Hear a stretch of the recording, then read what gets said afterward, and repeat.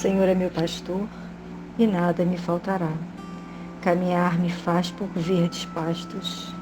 Guia-me mansamente em águas tranquilas, refrigera minha alma.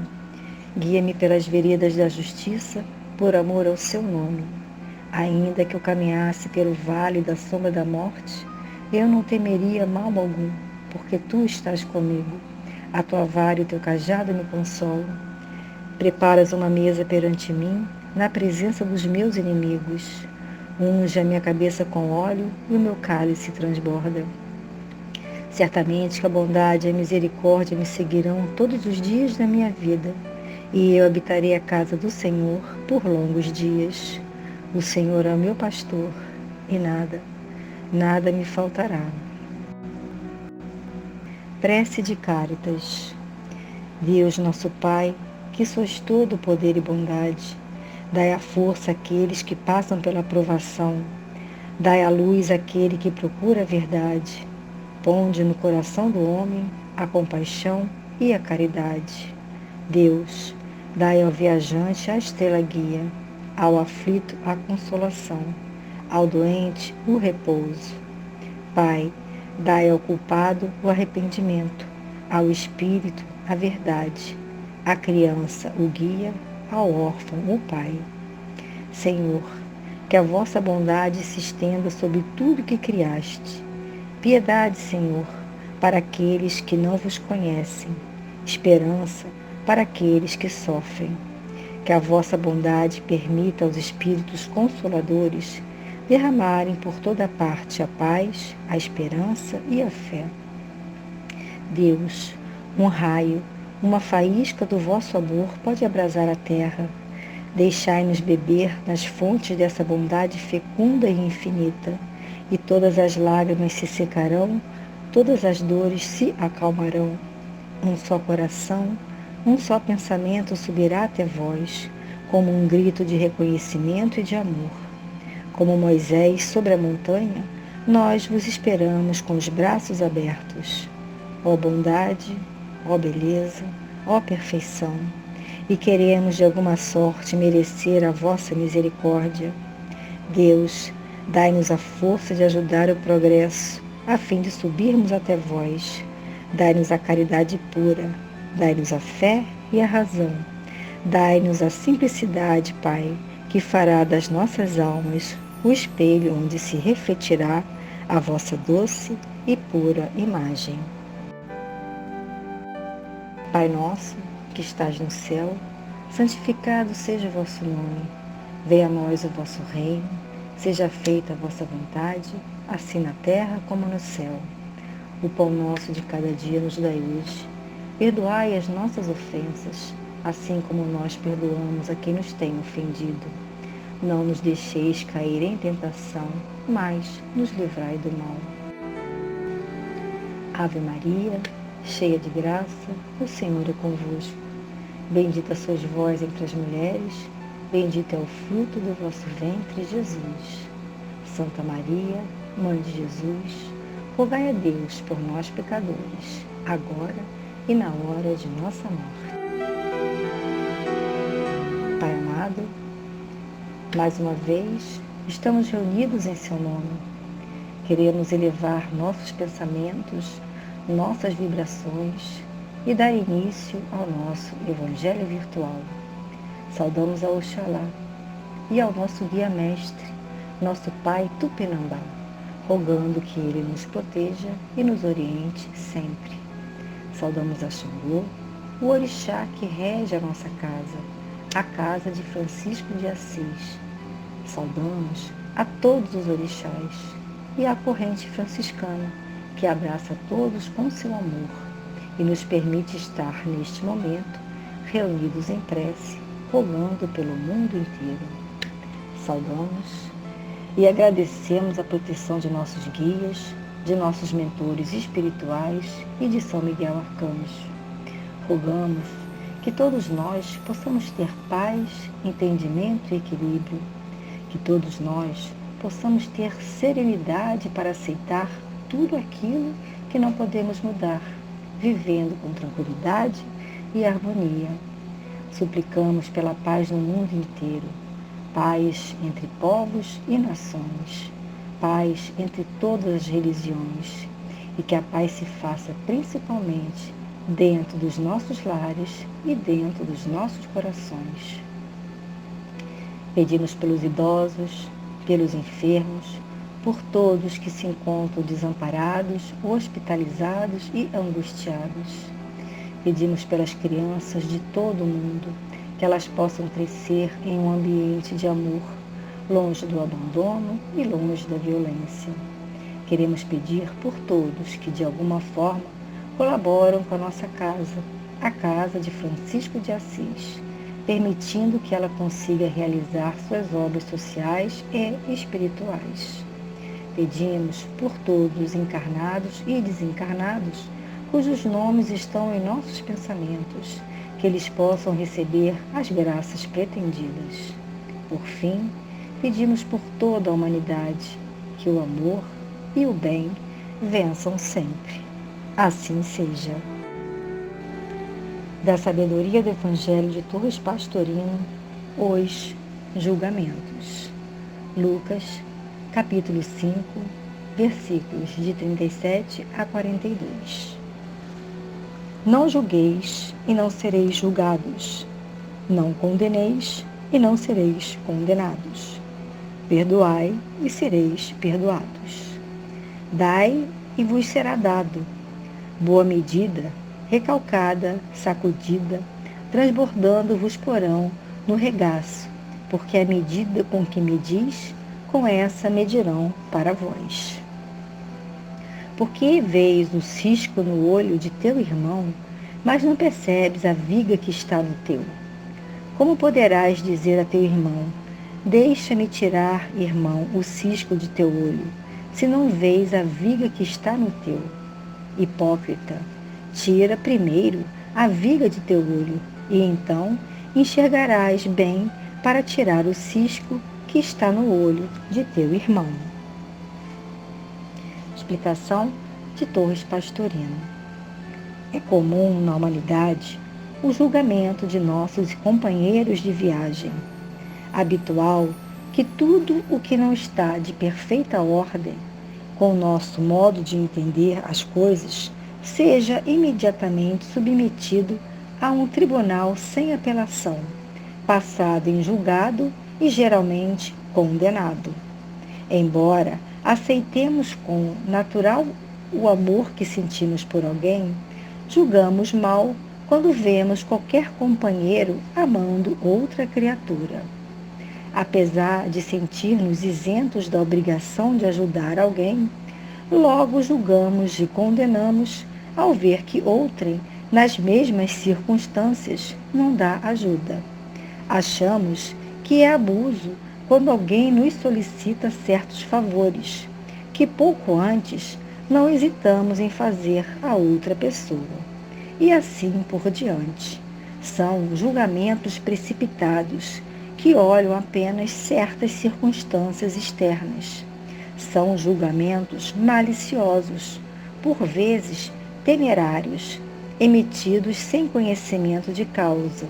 E são julgamentos inapeláveis, que não admitem contestação, e geralmente definitivos, dificilmente admitindo nós a possibilidade de voltar atrás. Na frase de Jesus, encontramos uma repetição das fórmulas que diziam respeito à lei de causa e efeito. A medida com quem alguém mede serve para que ele seja medido com ela. E são dados exemplos. Sansão pecara com os olhos, por isso os filisteus os furaram. E ainda, Absalão orgulhava-se de sua cabeleira, por isso ficou suspenso pelos cabelos. Para esclarecer bem seu pensamento, Jesus traz o exemplo do cisco no olho, comparando-o com uma viga, que o julgador tenha no próprio olho. Como poderá alguém que tenha um defeito maior julgar e querer corrigir um defeito menor em seu irmão? Mas é o que frequentemente sucede. Não duvidamos em julgar, sem olhar para nós em primeiro lugar. E o preceito vem a seguir: corrige-te antes, para depois julgares e corrigires os outros. Lucas acrescenta mais um tópico, depois de assinalar que não devemos julgar, aduz: não condeneis, para não serdes condenados. Com efeito, nesses casos, o julgamento supõe a condenação, e é isso que se deve ser evitado, pois se trata de um produto de nossa vaidade natural, que nos faz sempre julgar melhores e superiores, mais virtuosos e menos defeituosos. Toda essa maneira de agir traz consequências desastrosas pelo karma que adquirimos. O ensinamento visa muito a individualidade, que é avisada de não julgar as personalidades alheias. Jamais podemos saber as coisas longínquas e ocultas que levam certas personalidades a ter determinado comportamento. Há casos complicadíssimos que não podem ser compreendidos por quem está fora do problema, não lhe conhecendo os antecedentes. Casos de amor que condenamos e que por vezes são resgates kármicos. Casos de desvios assustadores da moralidade que constituem experiências indispensáveis à evolução do espírito. Tudo isso ao lado de outros casos idênticos na aparência e que realmente constituem quedas fragorosas e involuções morais e espirituais, a criar dolorosos resgates. Como podemos julgar se não temos em mãos os dados para armar a equação desse caso que temos sob os olhos? Qualquer julgamento é perigoso e temerário, arriscando-nos a ser injustos e a acarretar contra nós pesados débitos, não apenas pela divulgação do que imaginarmos, como, sobretudo, pela criação de formas mentais que coagirão aqueles sobre os quais lançamos nosso julgamento. A obrigação, portanto, de nossa individualidade é, primeiramente, colocar a própria personalidade na linha certa, a fim de poder progredir em paz. Nada temos que ver com os outros, a não ser amá-los e a eles servir, sem levar em conta jamais qualquer ato ou palavra por eles realizado ou emitido. Eduquemos de tal forma nosso pequeno eu, que o habituaremos a desculpar sempre. Embora as aparências estejam todas contra o infrator, acostumemo-nos a perguntar nós: neste caso, como teria agido eu? E depois, coloquemo-nos em nossa posição de observadores e tornemos a indagar: e neste caso, em que me acho, como agiria Jesus? Veremos que com esse modo de agir, sustentaremos qualquer veleidade de julgamento. Essa foi a ordem taxativa de Jesus, que continua sendo nosso mestre inefável e sábio. Recebemos hoje um evangelho que traz talvez uma das maiores dificuldades e fraquezas da humanidade, uma fraqueza da nossa alma, os julgamentos. Jesus trouxe inúmeros ensinamentos sobre não julgar, mostrando a importância de não julgarmos. Um dos mais famosos foi aquele em que a multidão queria apedrejar uma mulher adúltera. E Jesus disse: jogue a primeira pedra quem nunca pecou. E a multidão foi saindo um por um e nenhuma pedra foi jogada. Sempre nos colocamos numa posição crítica, como se soubéssemos a solução para todas as questões alheias.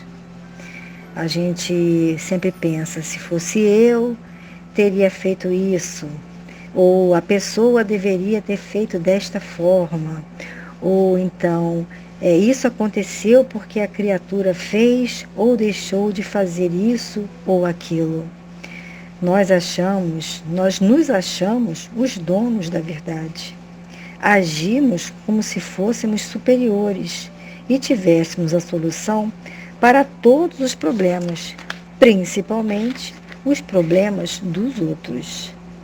Conseguimos detectar com eficiência todos os defeitos alheios, mas e os nossos? Não temos e nem devemos julgar as atitudes e as decisões alheias. Nós não estamos vivendo aquela situação. Nós não sabemos de tudo. Nós não sabemos, não vivemos o contexto dessa vida ou de outra vida passada. Se não nos colocarmos no lugar do outro de forma eficiente, nós não vamos conseguir avaliar os posicionamentos e as atitudes e as ações que foram tomadas pelos outros. Se a gente não enxerga a grande trave que está em nossos olhos, como que queremos medir o cisco do que está no olho do nosso irmão? Então, a nossa tarefa deveria ser simples: ter compaixão, ser fraterno e tentar nos colocar no lugar dos outros, fazer uma autoavaliação e ver os nossos próprios problemas e tentar melhorar os nossos próprios problemas, muito antes de se preocupar em resolver ou julgar os problemas e as decisões dos nossos irmãos. É isso que Jesus espera de nós. Oração de São Francisco de Assis. Senhor, fazei-me instrumento de vossa paz. Onde houver ódio, que eu leve o amor. Onde houver ofensa, que eu leve o perdão. Onde houver discórdia, que eu leve a união. Onde houver dúvida, que eu leve a fé. Onde houver erro, que eu leve a verdade. Onde houver desespero, que eu leve a esperança. Onde houver tristeza, que eu leve a alegria. Onde houver trevas, que eu leve a luz. Ó Mestre, faz com que eu procure mais consolar que ser consolado, compreender que ser compreendido, amar que ser amado, pois é dando que se recebe, é perdoando que se é perdoado e é morrendo que se nasce para a vida eterna. Fiquem em paz, fiquem com Deus.